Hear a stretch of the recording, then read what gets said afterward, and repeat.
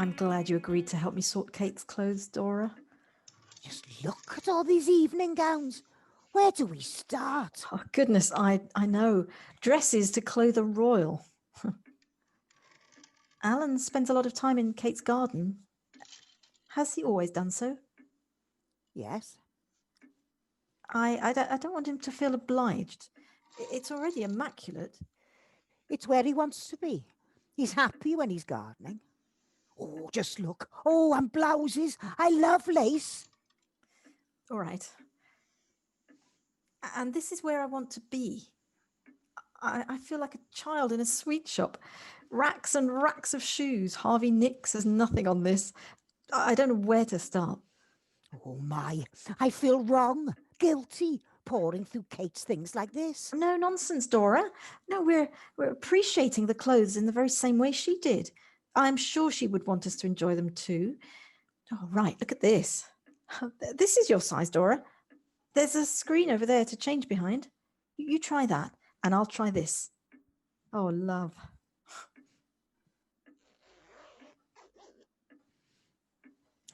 Ta-da! How do I look? I could be on the stage at the Palladium with my very dashing co-star by my side. I would bow and the audience would cheer. I'm dressed. Come out then. Come on, let me see you. Oh, my. Dora, that's breathtaking. Look, here in the mirror. Do a twirl. I won't, thank you. Oh, come. No, there's no need. What is it? Well, I'm not comfortable dressed up like this.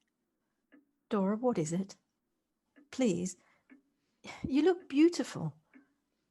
Alan wouldn't notice me. Wouldn't matter what I'm wearing. What makes you say that? No, I shouldn't trouble you with it. No, not at all. You have been nothing but kind to me, Dora. Is there something you want to share?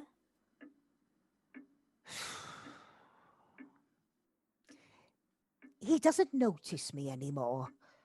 He doesn't look at me. I know I'm old now and not how I was. Who? Alan? Yes. Nonsense. You're an attractive woman. But I'm not a woman anymore. Not a whole one. I don't feel like a woman, and Alan doesn't see me as one. I don't understand. I had cancer. It was 5 years ago. They took away parts of me, and now I'm left feeling like this. No fancy clothes, no hairstyles, no jewels can bring back my womb.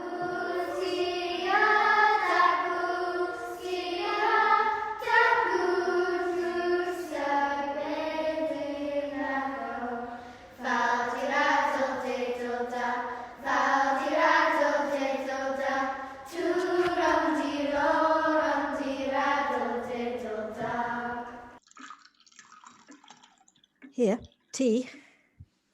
I'm sorry. I shouldn't have shouted at you. You are very welcome to shout at anyone you like. Well, I haven't shouted at all until just then.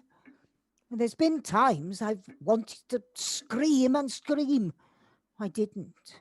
Nobody notices me. But somehow it's been easier to let it all out to you. Perhaps it's because you're a stranger. Well, you know what I mean. I can't pretend to understand what you've been through, but I do know this. In front of me, I see a woman with the warmest eyes that reflect a genuine heart and soul. A woman who doesn't gossip. And believe me, there is no more beautiful quality in a person than one who does not judge nor tongue wag, and who lets people just be. A woman whose gestures are not out of duty, but out of real kindness and compassion, who puts herself in the shoes of another and thinks, now, what can I do to make that soul's life a little easier? Integrity, compassion, a soul free of prejudice.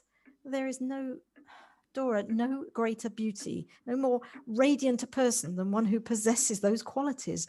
And you do, in abundance. You share them freely. Beauty doesn't come just from appearance, but from the willingness to love and be loved. My. Oh, my. A hug does wonders. So, will you join me, madam, in a little dressing up? I think you might have persuaded me. Good. Now, take that screen there, fix your dress and face, and I shall dress here. Now, shall I try this? I'm ready. Enchanting. But I do think the look would be more complete with your hair down. Down? Loose? Yes, absolutely. May I? There. Beautiful. No, don't look away. I said beautiful. Dora, you must take this gown. Kate would want you to have it. It fits you like a glove. It is beautiful. Now, there is one more thing we must do today. Oh, yes, this part is imperative. Aunt Kate and I used to do this every single day when I stayed here. But for this, we must remove the restrictive gowns. Come on, off with it. Come on, off with it. what? It's just a little. I can't. Yes, Dora, come on, my friend. You can. Off. Oh, dear. Now, we must bounce. Bounce? Yes, we must. On the bed? Yeah, on the bed. And just my underwear? Yes, it is absolutely and undoubtedly the one thing that will lift your spirits. Totally exhilarating. Come on. You can't but smile after 10 minutes of bouncing. But... Yeah, look at it. It's soft. It's calling out to be jumped on. And if Kate could do it, then so can you. Oh, my, Yeah, right. Come on, beautiful friend. Up. And go.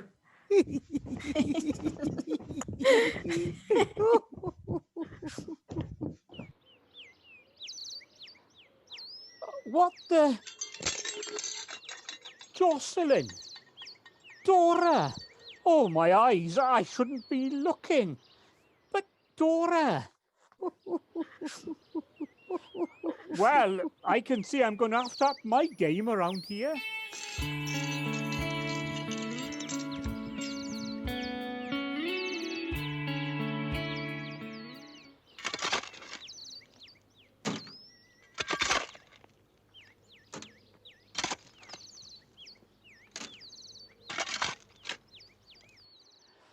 Oh, there we go. Oh, hello, Alan. Sorry, I didn't hear you arrive. Would you like some tea? Oh, yes, all right, if I'm not troubling you. How are you today? You seem a little subdued. Has something happened? No. I do so admire your passion for the garden. Well, you know I would never speak for anyone else but myself. The way I see it, what use is this life if there is no time to follow your passion? I suppose. Well, my job, I'm very passionate about that. I'm sure you are. And a very important and purposeful job, I'm sure it is. You help many people. I do. It's highly satisfying. It's my identity. The garden is not my identity, it's a friend, a companion. It's all there for me, always there. It's all very well allowing your job to be your identity, but what if the job isn't there anymore? Who or what are you then? I'll always have my job. Why wouldn't I? Although I certainly wouldn't refer to it as my companion. Well, there's many an hour I've spent in the garden. I have laughed and I've cried with her.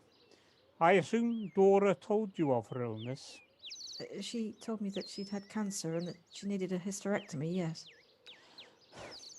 When Dora was first diagnosed, I didn't know what I would do. I can't imagine life without her. I went to the garden every day and I sat on the ground and I focused focused on tending the seeds, pulling the weedlings, hoeing and turning. I could lose myself for hours in the garden, and it gave my mind a rest from going over and over the what ifs. I've never dug so hard as those months.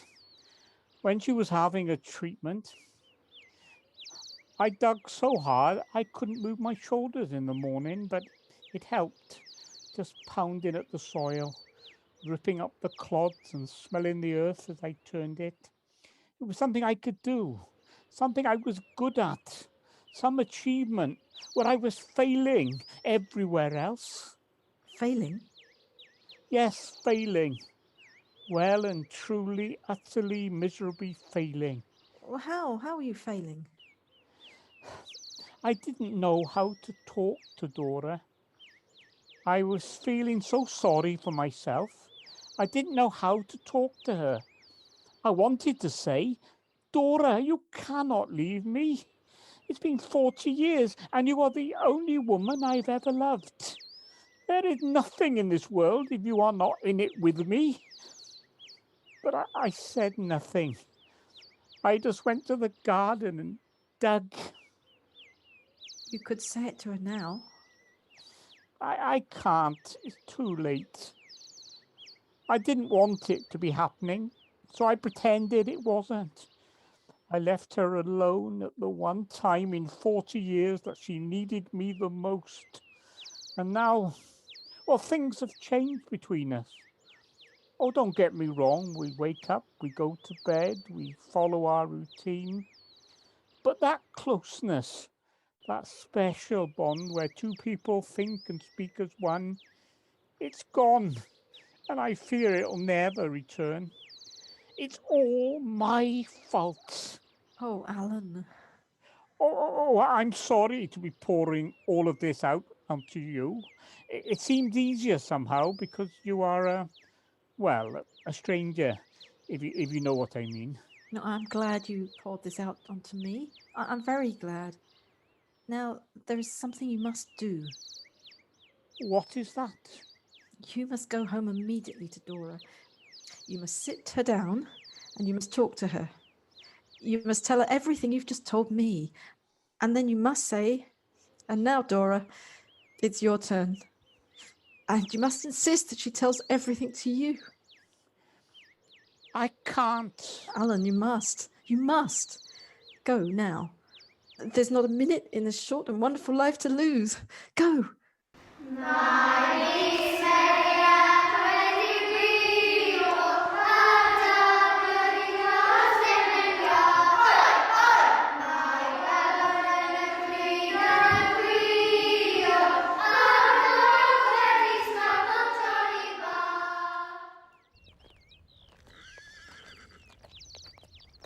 It has been lovely to be able to walk with you. I've really appreciated the company, the friendship. All of this business with Kate's house, it's knocked me off balance. I'm usually on top of things. Well, thank you. And here's to friendship. It's nice to have some female company. It's usually just Will and me. Emily, love her nowadays. She wants to be locked away in her bedroom or out with friends. Where were you born? In Cleveland, Ohio? Have you lived here long? Oh, it must be coming up 28 years now. Just before Will was born. But in England, since I was 15. My father was a diplomat. Oh, right. So you still have family in London? Yes, I do. I visit them each Christmas. My father and brother and his family live near to each other.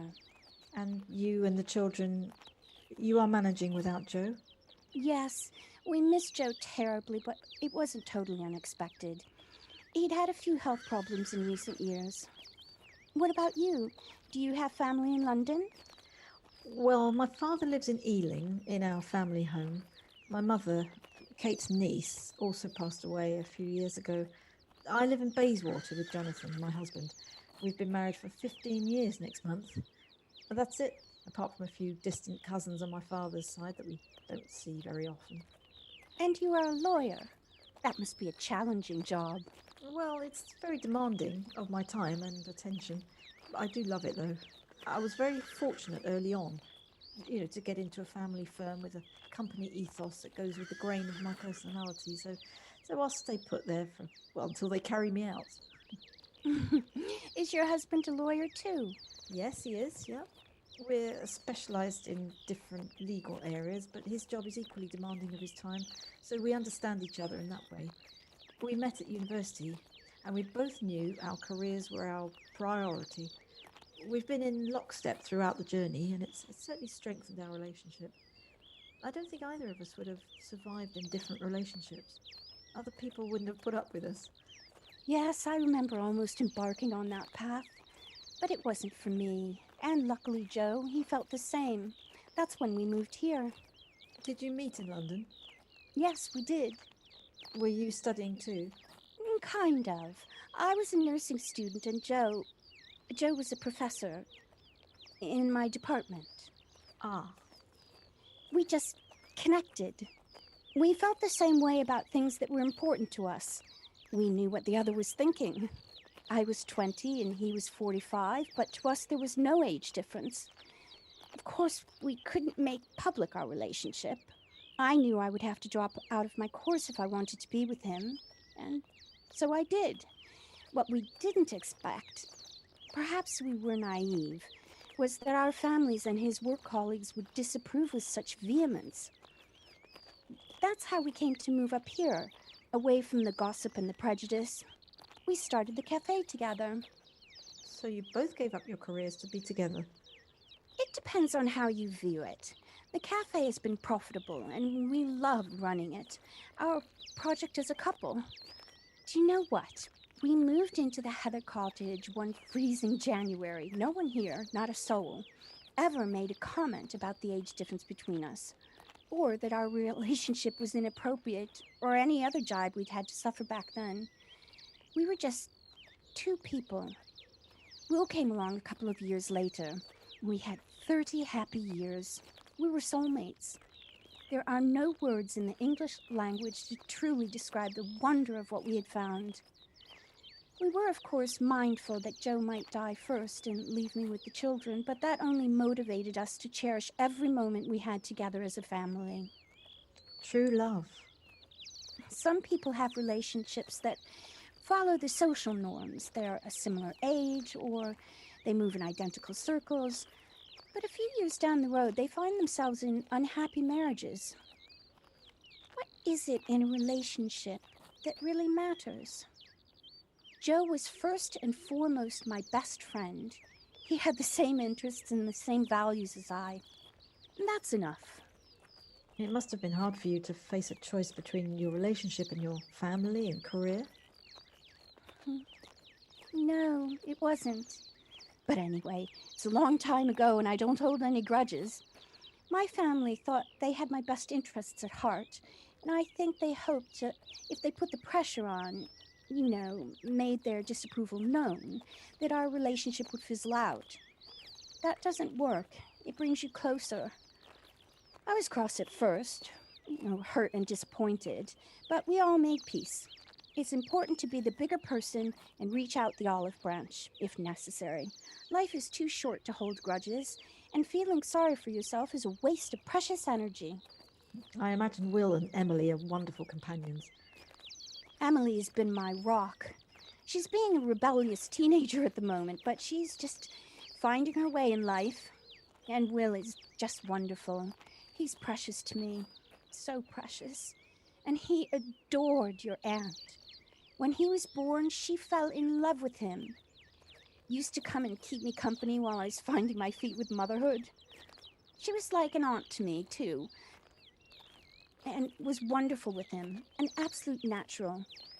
She used to say it was because she could have the best bits of him and then hand him back to me. Oh, his face would light up when she came knocking, and do you know, he would fall asleep on Kate for hours, the two of them on my sofa. I can still see them now. Her presence brought such a calm to my home. I like to think her serenity rubbed off onto me. Of course, Will would have had me up all night. She didn't see that side of things. Yes, Kate was like a mother to me and a grandmother to Will. He is a darling. Fixing her bicycle. Oh, he was always fixing it for her. She used to spend hours chatting with him. She used to tell him all about her work and travels, and he just lapped it up. She didn't make him feel restless. No. Will is a home bird. Anyway, he wouldn't manage without me. Right, here we are. I'm sorry. Why are you sorry? I have the most loving, sensitive, and gentle soul for a son. There's no end to Will's love and honesty. I'm privileged to have him as mine. When you make a friend of Will, you make a friend for life. I thought there might be something I could do to help you out in some way. Do I need help? Did I give that impression? Oh, we're happy. We're surrounded by people who accept us, cherish us. We will always be all right in this community. Please don't think that something about our lives needs to be changed. Are you all right? We're absolutely fine. Thank you again for the company.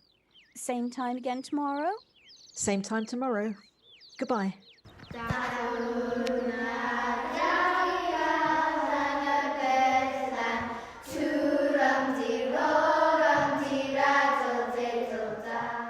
Hello, darling, it's me. Hello, stranger. I haven't heard from you in a while. How's it going up there? Fine, yes. I'm missing you terribly, of course. And the house? Are you coping?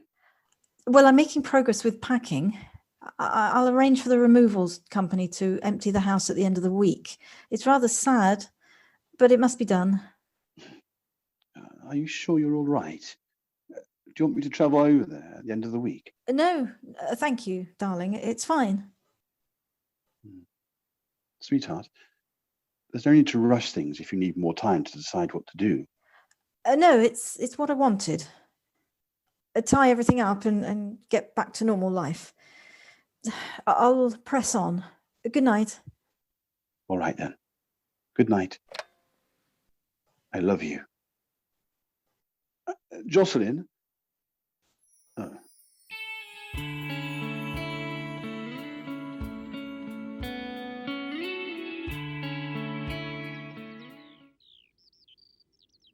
That was a great picnic. You're a great cook. Oh, well, I think that's the first picnic I made in well over I don't know how long. I can't even remember last having one. Being in Llanfairpwll, it's making me think. I am going to miss this place, the people, so much. You could always stay here. Stay Yes, here. in Llanfairpwll? Yes, at Kate's. You don't have to go back to the city. Oh, of course I do. Why? We've only just made friends. Well, I have to work for a start, and I have a house and my life. You can find work here. And my house. Sell it. And Jonathan. He can come if he wants to. Or he can stay in the city. You can ask him which he prefers. It's not really that simple, Will. Well, it seems pretty simple to me. You like it here. You'll miss the space. You never get to ride your bicycle in the city. Here you can. Well, I have a lot of commitments. But if you'd rather be here, stay. Kate's house is too big for me. I like my small apartment. Don't get me wrong, I'm very happy in the city. There are just aspects of my life that perhaps I need to address. I feel sad. Oh dear, Will. Why? Because my dad left, and then Kate left, and now you are going to leave. Would you like to talk about Kate? Well, Kate was my friend. I used to go to her house every day. She always talked to me. She was never too busy, like other people sometimes are. She used to tell me about London and places I'll never visit. And then, suddenly, she left. And now, I feel an aching in here, in my heart.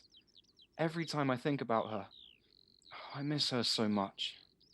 Sometimes, when I'm lying in bed and I close my eyes, I can see her face, smell her hair. I see. Mum told me she's riding on the clouds, watching me. But I know she can't be. Not really. Where do you think she is? Well, when people die, their bodies are gone. But I like to think that they are everywhere.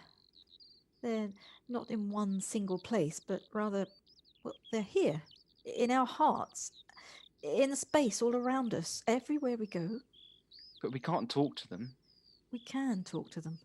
But they can't answer us. No, they can't answer. And that is the part that's sad. That's the hardest part to accept. But well, we can always talk to them. And we can think of them and hold them in our hearts, in the space around us. It's not the same. No, I know. Do you have any photographs of Kate? No. Any of her treasures? No. Come with me. Where are we going? Back to the coach house. I'd really like you to help me sort Kate's photographs out and some of her very precious treasures. There are so many to look at and, well, I've been putting it off. It would be great to have a companion to help me sort through them all. All right then. Fabulous. Pick up your bicycle. Let's go.